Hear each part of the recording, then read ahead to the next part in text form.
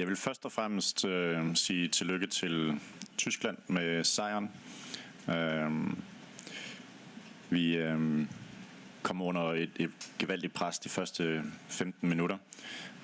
Overlevede den. Det var ren overlevelse at komme ind i kampen derfra. Fra 15 og hjem synes jeg, at det er en lige kamp, som helt rigtigt bliver afgjort af 2 kendelser. Jeg sidder med billedet her af det ene.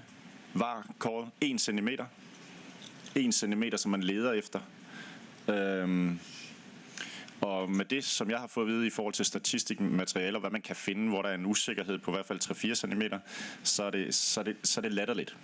Altså det kan ikke være sådan fodbold og VAR skal bruges til at finde 1 cm på et mål.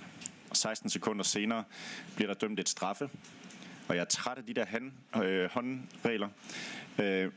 Jeg kan simpelthen ikke forstå, at man beder forsvarsspillere om at løbe rundt med armene om på ryggen. Fordi det er det bliver. Det er det, man gerne vil have, åbenbart. Det er det, der åbenbart er det eneste naturlige position. Så skal forsvarsspillere løbe rundt med armene på ryggen. Joachim løber almindeligt.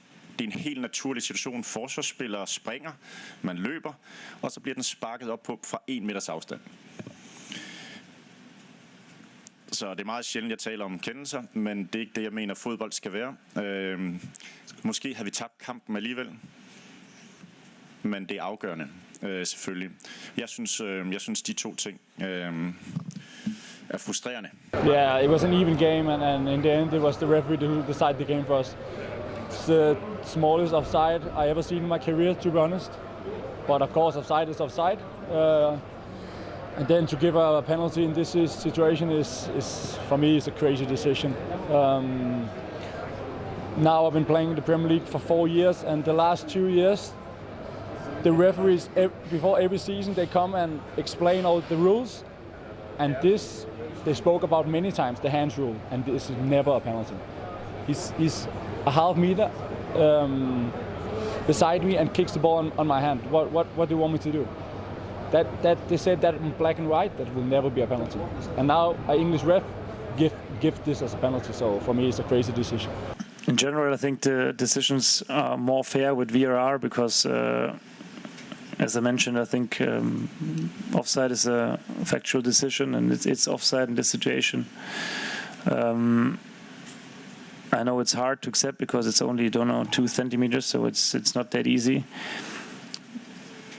One topic is that the emotional part of soccer sometimes it's not too easy to celebrate a goal because you do not know if it counts or not. But it's like that at the end. I think when you value every situation, when the VAR interrupt the game, and you compare it to former days, I think it's more fair than if you have no VAR.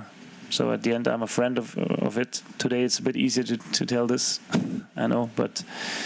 I think it was a good decision to have VR in soccer.